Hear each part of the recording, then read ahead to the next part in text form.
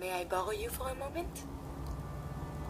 I have some time. I have spent much effort gathering information in our travels so far, and my self-diagnostics have come to a grim conclusion. It is not lack of data or lack of collaboration which stifles my scientific progress. The inescapable truth is there has never been a great robot scientist. I'm sure your research isn't that bad. You are polite to say this, but if something does not change, my efforts will be mere stagnation. The greatest scientific minds of history, the Einsteins and the Curies, my namesake, have had something beyond raw data analysis capabilities.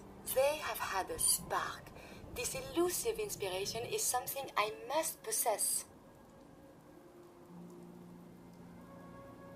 So, how are you going to do that? If I am to advance my understanding of medicine in this strange world, I must embark on a great adventure.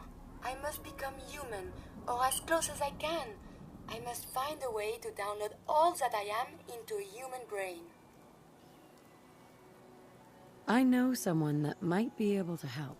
Dr. Amari. Please, then we must go to her and talk. Perhaps this is an impossibility, but it must be pursued.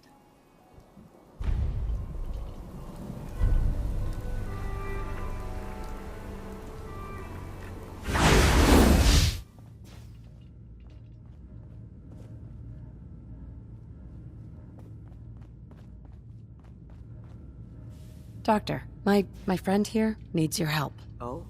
I'm not a mechanic. What could she possibly want from me? Greetings, Doctor. I wish to download my data and core programming into a human brain. You want what? Is she serious? Can you do it or not? I won't even consider something like this unless there's a good reason. I was programmed to further our studies of disease, pathogens, and viruses. I cannot do this with the fundamental limitations of my robotic systems. If I become human, with the wealth of information in my databanks, I hope to do much good for the Commonwealth. A pre-war robot with your knowledge and skills plus human cognition. Yes, you could potentially save many lives. It's an interesting problem. The memories wouldn't be hard. We translate those from the brain to computers and back all the time here. It's how the loungers work. Her personality, though, all the extra pieces of robotic programmed decision-making, a normal organic brain wouldn't know what to do with them. A synth brain, on the other hand, well, it's already somewhere between the two.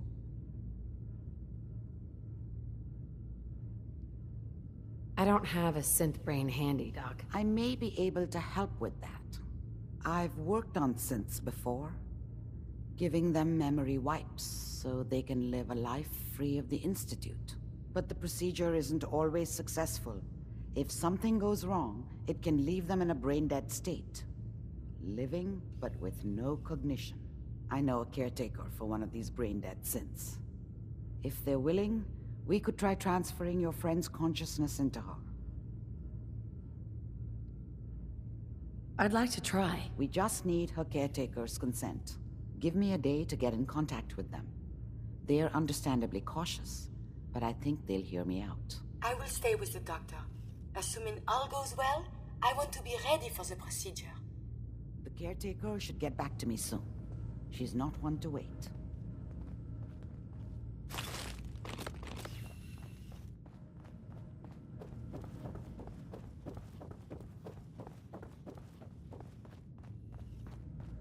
So, you're the one that wants to put a robot brain in G519? You know she's a synth. We're supposed to protect them. Glory, she wanted new memories. She knew her personality would be all but erased. These are just different memories.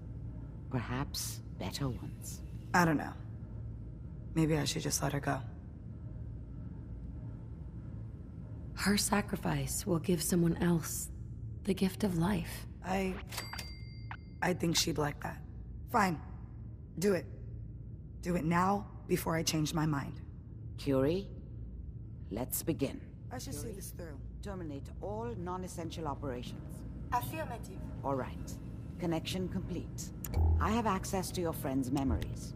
G5's already been prepped, so this shouldn't take long. Yes, there.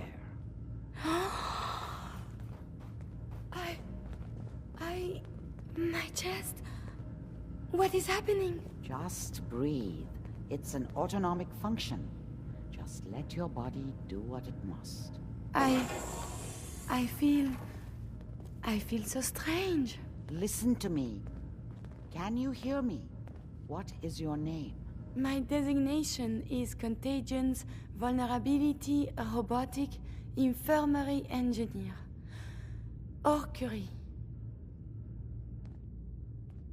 Is that really you, Curie? Yes. You sound so different with these ears. Good. Very good. Now let's test some cognitive functions.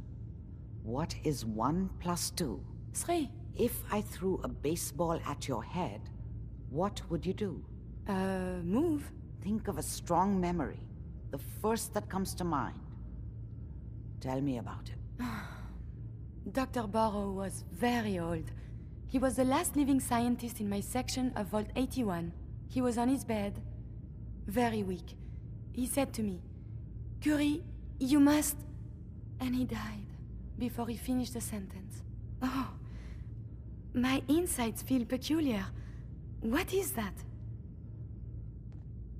You might be feeling grief for a friend. This unit has no friends, but there, my chest is tightening when I think of poor Dr. Barrow. The operation appears successful.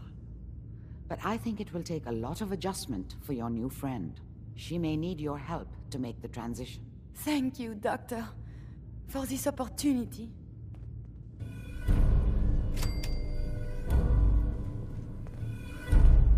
Listen, G519 went through a lot. She was good. Solid. I hope a little of that's still there. And if it isn't, make sure all of this was worth it. What was G5 like? Tough. Tough enough the SRB had to strip her mind. More than once. When I saw G5, she didn't even recognize me. But I owed her from my time in the Institute. That's all I'm going to say. Losing G5 was tough. But I think she would have wanted her death to mean something. See you back at HQ. Hey. You need something, yes? Hey. Remember, to breathe. I keep thinking if I forget to do this, no more Curie.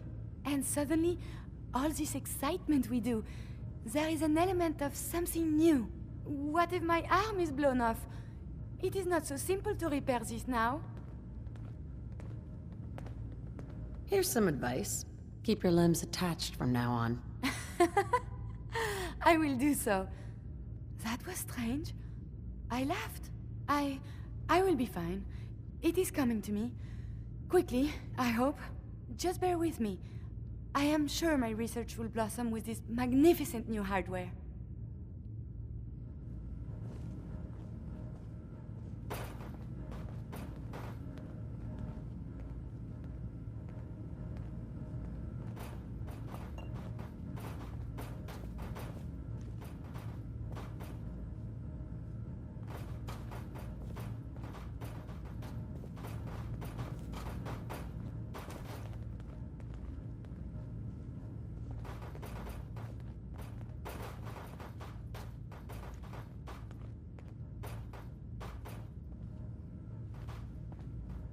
Dr. Amari? Be careful of the radiation. The glowing sea isn't a place to be caught unprepared.